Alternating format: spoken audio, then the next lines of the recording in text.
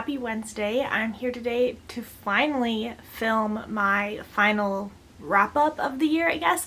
As you guys know, I was gone from my YouTube channel for several months, so I did not do an October or November wrap-up, so here I am with like my last quarter of 2019 wrap-up. I read 20 books over these 3 months, over quite a wide range of genres too, so I was pretty happy with the diversity that I had.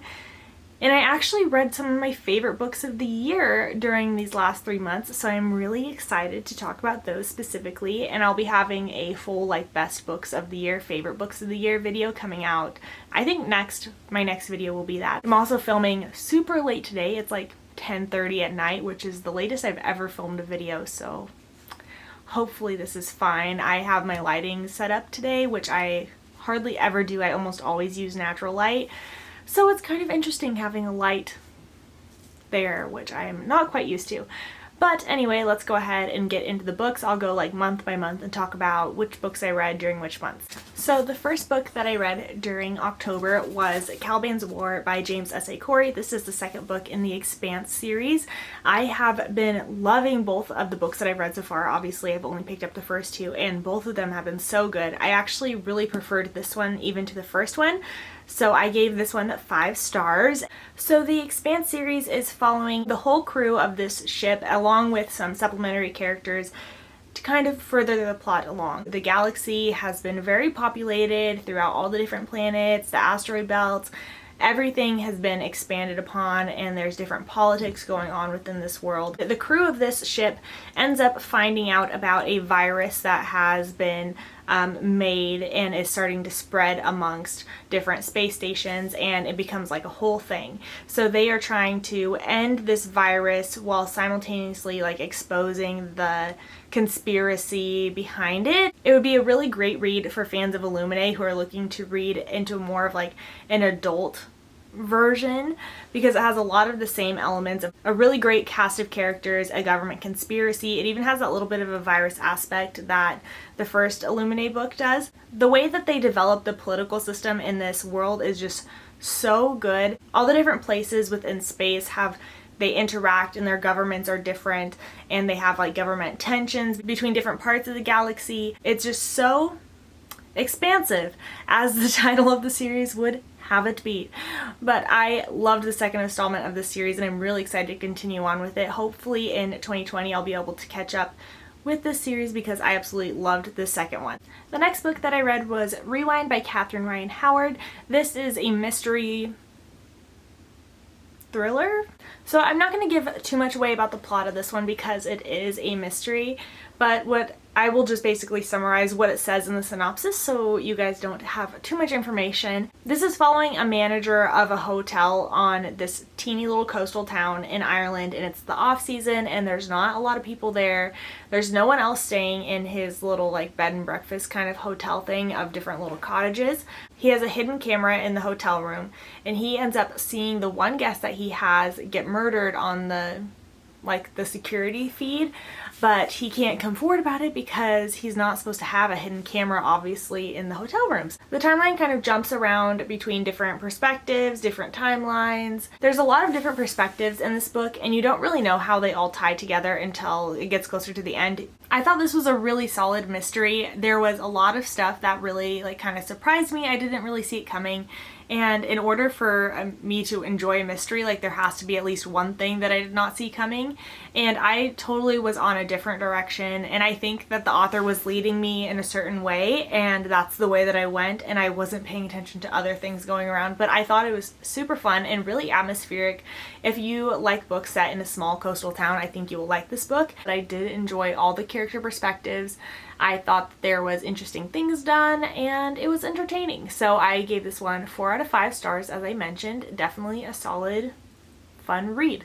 Then next I read Queen of the Conquered by Kacen Callender. I also gave this book 4 out of 5 stars. This is an adult fantasy inspired by the Caribbean and the history of the Caribbean as well. This book is set in an island nation where each island is ruled by basically a plantation owner.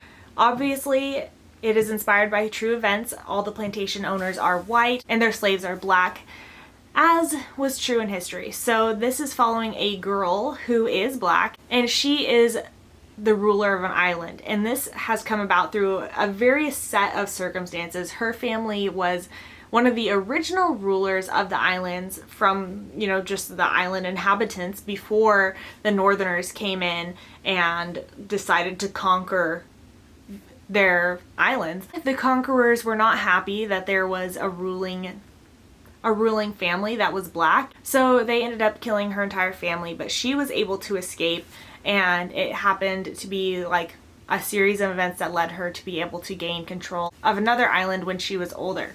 There are also people on these islands who are viewed as being blessed with powers, and she is one of them. According to the invading people, only they are allowed to be blessed with this power, and if somebody who is black is blessed with the power, that means that they are cursed. So it's like a whole double standard situation here. So they have a law where any black people who have the powers have to be killed, and she, as a plantation owner, has to enforce this law upon her people, and it's an internal conflict within herself constantly about, what am I doing with my people? Would my parents be proud of me for doing this? Obviously not. And it's a very multi-layered story, which I really enjoyed. I thought Kacen Callender is a fabulous author. They did so well. Their writing style was absolutely beautiful and lush in the way that it described the Caribbean, but it stayed true to history and really was so thought-provoking. It made me want to do a lot more research on the slavery that took place within the Caribbean, because it's something that I don't personally know very much about and I'd like to learn more. I also really enjoyed the different character perspectives, and they seemed very real and realistic. I've heard a lot of great things about Kacen Callender's other books, and I'd really like to pick up some more by them. The next book that I read in October was The Maze Runner by James Dashner. This was a reread for me, as I've actually read The Maze Runner several times. It had been many years since I've actually reread this book, and I am so happy to say that I enjoyed it so much this time around. So I actually gave this book 4 stars as well. I'm sure every single person here knows what The Maze Runner is about, so I'm not going to get too much into it, but I'll just say I really enjoyed this book. The plot was something that was like still gripping to me. I wanted to like continue to read it even though I already knew what happened next, and that's like one of the big things in this book is like what's going on. And even though I knew what's going on, I still wanted to keep turning the pages. I really had forgotten a lot about the way that this world is set up, and I really enjoyed it a lot. So I'm really excited to hopefully continue on with the series as well and reread the other books, and hopefully I'll enjoy them as much as I enjoyed this one. Then I read The Speed of Falling Objects by Nancy Richardson Fisher, and this I gave 3 stars. This is a YA survival contemporary book. This is following a girl who is just turning 17, and her dad has been absent basically her whole life. He's always been not around, busy with his own stuff, as he's basically Bear Grylls. That's what her dad is. He's a TV star. He does all this crazy stuff to survive on TV, and he's starting a new television show where he brings a celebrity into the wild.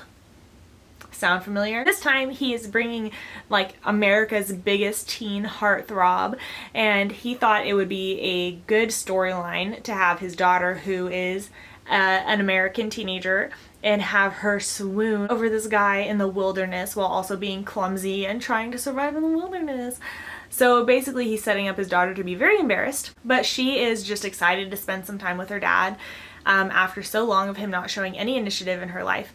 So she decides to accept it and go along with him to the Amazon and do this whole TV series. While they're flying there, they get caught in a storm and their plane ends up going down in the Amazon. So from there, it's just following them trying to get out, trying to reach people. I enjoyed this book, and it was really an entertaining read, and I wasn't really going into it expecting very much, just because I figured it's going to be a little bit, you know, tropey, typical YA contemporary, and that's basically exactly what it was. While it was very entertaining, it just wasn't anything super special. I did enjoy the survival aspects of this book most out of everything, which is what I also guessed would happen, because I really enjoy books about survival, and I thought that part of this book was really fun, and going through the jungle and learning different things and all this kind of stuff. But of course, it was also kind of a typical just standard run-of-the-mill YA contemporary book with the boy, and she doesn't want him to think that she likes him because he's a celebrity, and I don't like you because you're a celebrity. And then, you know, they end up having a relationship, of course. There was a lot of kind of cheesy lines in this book as well, which I was also expecting, so it wasn't anything a big surprise, but nothing special, nothing horrible, just like average 3-star rating. Finally, for something that's absolutely amazing, I read The Martian by Andy Weir, and holy moly, I knew that I was gonna love this book, but I feel so sad that I've been putting it off for so long because I loved it way more than I thought I was going to. I loved the movie, so I kind of had an idea of what was going on, what it was about, but the book, so stinking good. If you have any interest in survival stories, in things about space, in science, make sure to pick this up, or just in humor, because this book is hilarious. I was like laughing out loud reading this book. I love the main character so much. See, I'm like going into raving about it already, and I haven't even told you what it's about. I'm sure you probably already know, but in case you don't, this is following a group of astronauts that are set to do some scientific-y research stuff on Mars. But shortly after they land there, I think it's just been a couple days after they land, they end up getting hit with this crazy dust storm, typical of what is on Mars. However, their equipment cannot handle that size of a dust storm, so NASA orders them to leave, to get into your little rocket launcher thing and go back up to your spaceship and come back to Earth because this dust storm is going to ruin all your stuff. On the way to the shuttle, the main character Mark, ends up getting struck by something and getting blown away. His suit gets ripped, and unfortunately his teammates have to make the decision to leave him there because there's no way that he survived what happened. Because of the atmosphere, there's no oxygen, his suit was ripped, they had to leave in order to save themselves, and they knew that he was dead. However, he wasn't dead. There was like a weird thing that happened where he was able to live, and so now he is alone on Mars with minimal supplies and no way to contact NASA because all of their transmitters got destroyed in this crazy dust storm. So it's him being inventive and being sciencey and figuring out how to survive, how to get a hold of Earth, how to get back to Earth, and I loved it. I don't know how Andy Weir isn't an actual scientist because everything seemed so precise and real that if you would have told me he's like a real astronaut and that this is just stuff that he knows, I would be like, oh yeah, like that makes sense because everything seemed so real. I don't know how like an average person just would learn about this stuff and think like, oh, I should make sure to include that in my book because that's going to be something that would be inaccurate if I didn't. Like, I don't know how he wrote this book without being some sort of scientist. I absolutely adored it. It was hilarious. It was charming. It was edge of your seat. It was everything that I wanted it to be. Obviously, I gave this one 5 stars. Then for the first book that I read in November, I read Confessions by Kanae Minato. This is a translated book from Japanese, and this was a weird one. It's like a suspense thriller, I guess, but this book just did some weird stuff. So it's following a teacher. There was an accident in the school that she teaches at, and her daughter ends up dying. But she has some suspicions about people might be involved in her class. So this book is basically just her talking and telling a long story. There's not a lot of stuff happening outside of that. But the events that happen in this book, if you've read this book, you know it's just all sorts of crazy stuff. I was constantly being like, what is happening here? And then it would like kind of get better, and then something else weird would happen, and I don't know. This book just made me feel really strange, but I gave it 3 stars because it was compulsively readable and you had to keep reading to find out what the heck was going on, but it was just a strange one. Next, I read Cold Falling White by Gabrielle Prendergast.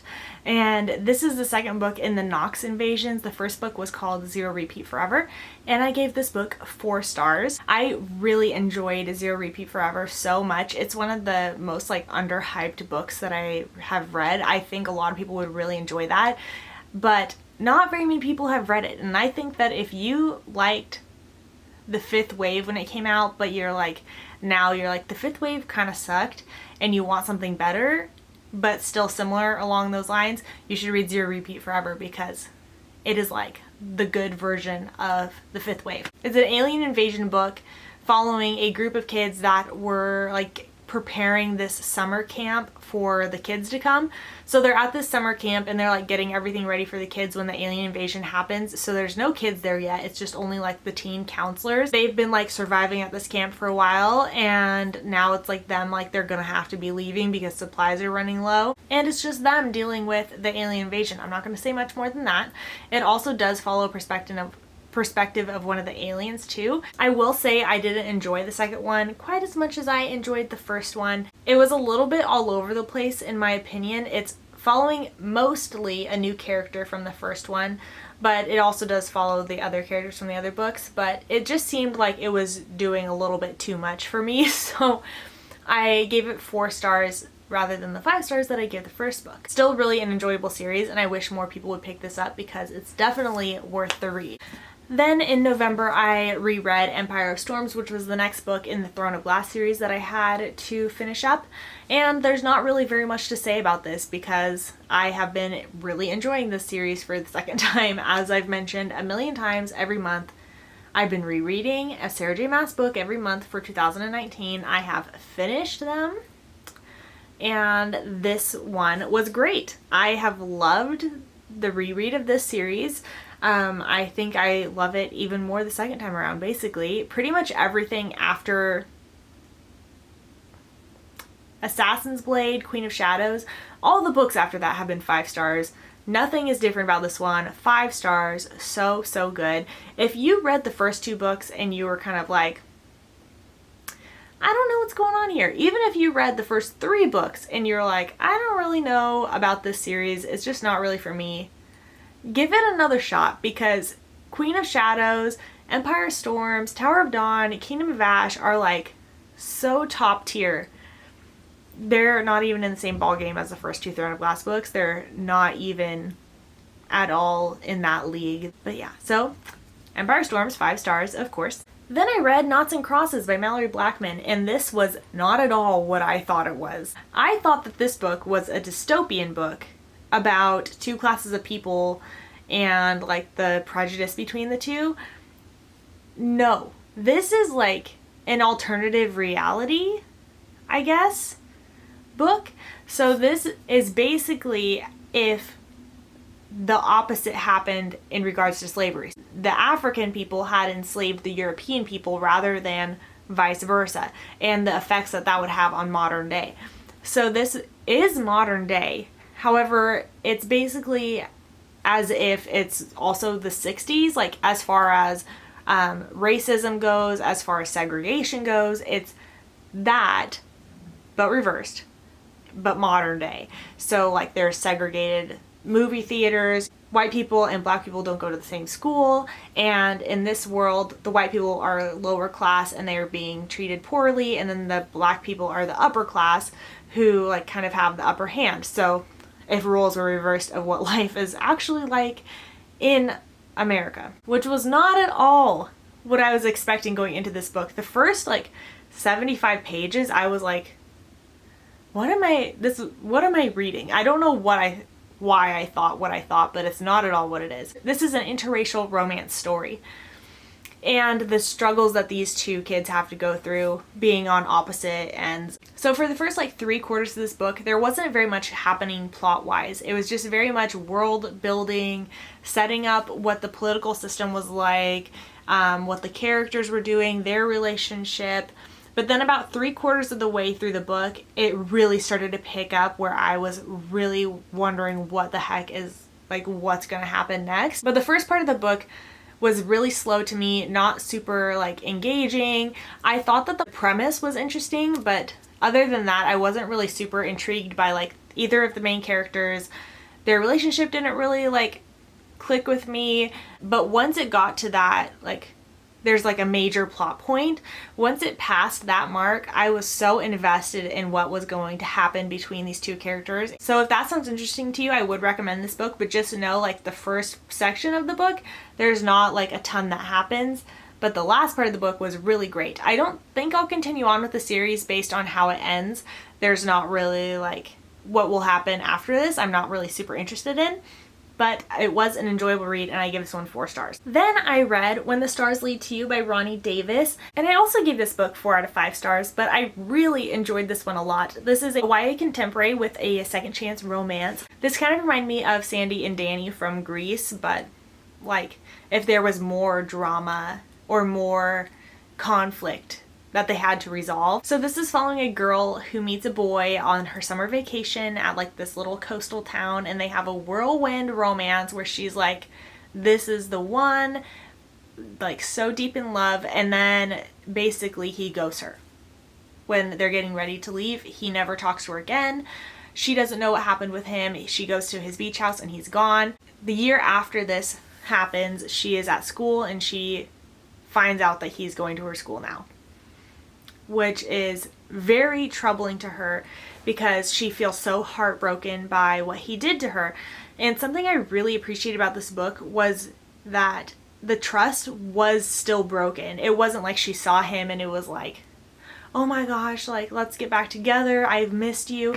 It was very much distrusting and like, you have to earn back my trust because what you did to me was really crappy and I don't appreciate it and I don't want you to do that to me again. And it wasn't resolved instantly. It was something that they had to build to work through.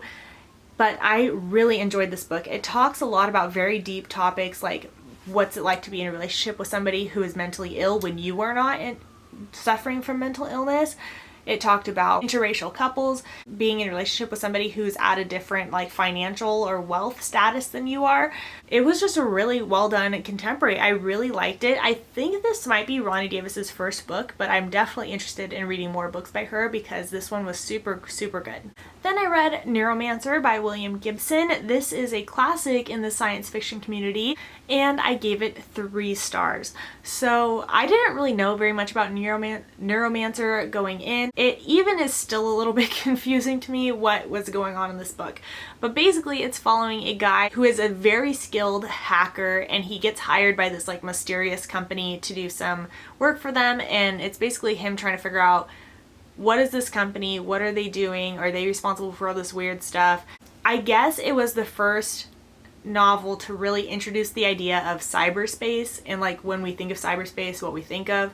William Gibson created that, and he also talks about like the Matrix and all this stuff that is very like influential to the science fiction community.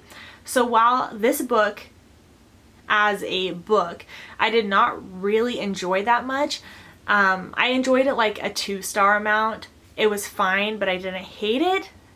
But I see why it has literary merit because it did do something revolutionary for its time with the cyberspace, and it invented a lot of new stuff that really paved the way for a lot of other science fiction authors. So I do appreciate what it did, which is why I gave it 3 stars. However, it's not one that I really enjoy, and I probably won't be continuing on with this series either. Then finally in November, I reread Girl in Pieces by Kathleen Glasgow. This is one of my favorite books. I really, really enjoy it, but it is a very dark, heavy read.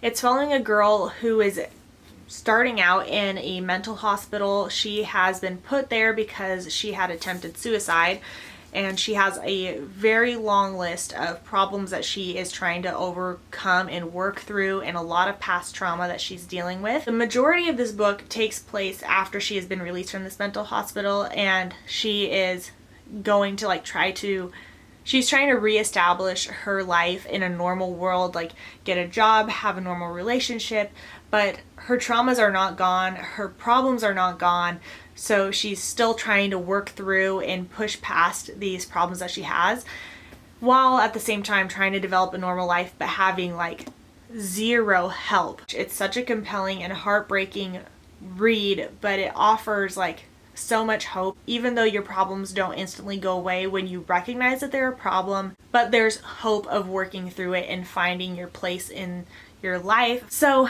while this book is very dark, troubling to read, it is very important, I feel like, and I love Kathleen Glasgow as an author for what she has done with this book and with her second book, How to Make Friends with the Dark.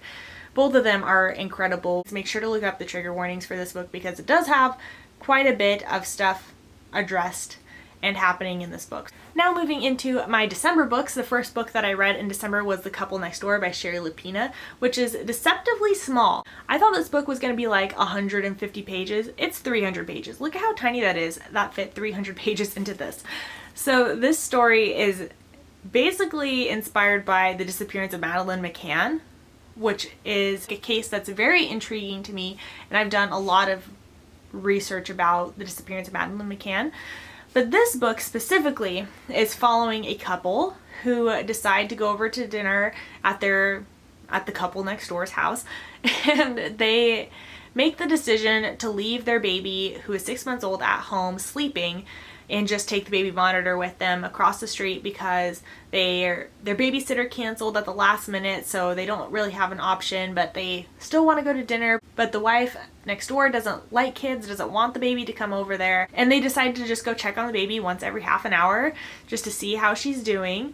But when they come home for the night, the baby is gone and she has been kidnapped. And so it's them dealing with their guilt while also figuring out where's the baby, who has the baby, what happened in the half an hour from when I checked on the baby to when she disappeared. I really enjoyed this one a lot. This was the very first book that I've read by Shari Lapena, and I gave it 4 stars. I thought that it was really compelling, and it went a completely different way than what I was expecting. So that is always good for me. I did not call the ending at all. A very entertaining mystery, which was also very emotionally compelling because I know that this was inspired by a real kidnapping. So I think that that was even more emotionally compelling because you could really put yourselves into the shoes of the McCann family. So really enjoyed this one. Definitely will be reading more from Shari Lapena in the future. Then I reread A Taxonomy of Love by Rachel Allen. This is another one of my favorite books. This is a YA contemporary following 2 next door neighbor kids, Spencer and Hope. Hope moves in next to Spencer when they both I think are 12 years old. And this follows every year of their lives up until they're 19 and their relationship with each other. They're very bestest friends as kids. And it is one of my favorite contemporary books I've ever read, and I wish more people would read this book. It definitely deserves more attention than it gets. Their relationship together is just so realistic as it shows their kind of growing pains of growing from a kid into a teenager and the problems that happen with a lot of teenagers as they struggle to deal with like different emotional circumstances. It just feels so true to life. There's happiness, there's sadness, there's joy, laughter, sorrow. It's just so real and realistic that you just can't help but love everything about it. I still love it just as much as the first time that I read it, and I highly recommend it. Also, if you're looking for a book that has Tourette's representation, Spencer in this book does have Tourette's, and it touches on a lot of different stereotypes that a lot of people feel about people who have Tourette's, so I really enjoyed that as well. So I definitely recommend you check out A Taxonomy of Love if you like YA contemporary romance, because it is the most precious little thing, and it'll make you laugh and it'll make you cry, and it's just so good. Then I read The Name of the Wind by Patrick Rothfuss. I don't know how I fit in so many big books this month, but I did amazing with my page count in December. I read this book. I read 2 other really big books this month also. But anyway, let me talk about Name of the Wind. So if you guys have been following my channel, you know Name of the Wind has been on my must-read list for forever. It's just everyone loves it, and I knew that I was gonna love it too. This is following a man named Kvothe, and he is an innkeeper. He owns this inn. However, you know right away there's more to his story than he's letting on. So he just wants to be a simple innkeeper, you know, just help the weary travelers of the road, but you can tell for sure that he has a big life story behind him. And one day a chronicler walks into his inn, and to his delight, he finds out that this innkeeper is the legendary Kvothe, who has all sorts of amazing adventuring tales, and he gets to have the privilege of chronicling his adventures. So basically this book is just Kvothe telling his life story to this chronicler. And it follows him from a little boy until I think he's about 16 when this book ends. So he goes through a lot in his life, from being in a traveling performance group to being homeless on the street and being like a street rat to being at a very prestigious university. I absolutely adored Name of the Wind. It is such a well done book. There's not a wasted word in here, even though it's so huge. You think that it would be very lengthy, but I think every single word was so well thought out, and it just pulled together so well. The story is charming, it's moving, it's heartbreaking, it's just everything you want it to be. You want to see Kvothe succeed, you want to see him do well, you love the side characters. I just loved everything about it. So I would highly recommend Name of the Wind. If you are like me and have been putting it off forever, I definitely recommend picking it up because it is an amazing fantasy tale. I just realized I forgot to talk about Tower of Dawn, which I read after The Couple Next Door. So this is obviously the 6th book in the Throne of Glass series. However, this is following, it's basically like a spin-off tale, kind of. It's a parallel book to Empire of Storms, but taking place on the complete opposite side of the world. So it's following another character as he is on the other side of the world trying to rally troops basically for the war. I was not sure about this book when it first came out, but I ended up absolutely loving it, and it has made it into my top favorite books of the series. I know a lot of people kind of stopped the series at this book because it's following a different character and it's a whole different thing going on, or they just skipped this book entirely to move on to the next one. Do not do that. You need to read this book because the main character that this is following is Chaol, and a lot of people don't like Chaol. However, I think if you read this book, you will enjoy his character a lot more because it kind of dives more into him. And it introduces all these side characters, which just the side characters alone make the book worth reading. Even if you hate the parts with Chaol, everything else about this book is just perfection. Loved it. In case you didn't know, I gave this one 5 stars as well. Okay, next up, I read How the French Invented Love by Marilyn Yalom. This is a nonfiction book. Where's the applause? Shocker, I know. I think this is the 3rd nonfiction book that I've read this year, but only the 2nd one that I've actually finished. And this one, I'll tell you guys, I started this book in July 2017. And I read 40 pages. And I finished it now, which I am so happy about. It's basically a dive in to French romance in literature and in art and those types of stuff. So Marilyn Yalom was a professor of French literature, which you can definitely tell within this book because 90% of this book is talking about French literature, which is fine. I would have loved to see more of an exploration on how French romance compares with romance in other parts of the world, or something along those lines. But it's really talking mostly about romance in French literature, and then how there is different trends within French literature romance, and then how those correlated with the ideas of love and romance in the political system, in the governments, with the monarchs, all those different types of things. So I thought this was interesting, and I enjoyed learning a little bit more about French literature. However, it wasn't something that I would probably ever want to read more on the subject or anything like that. So I don't really rate nonfiction books, but I wouldn't really recommend this one as being you definitely have to go out and read it. It wasn't the most enjoyable book I've ever read, but it was interesting. Then I read The Fellowship of the Ring. I'm so proud of myself this month. I read so many books that I've been putting off, and I cannot believe it. So I gave this book 5 stars. Of course, is anyone surprised? I was totally expecting to love this book, and I'm so happy that it lived up to my expectations.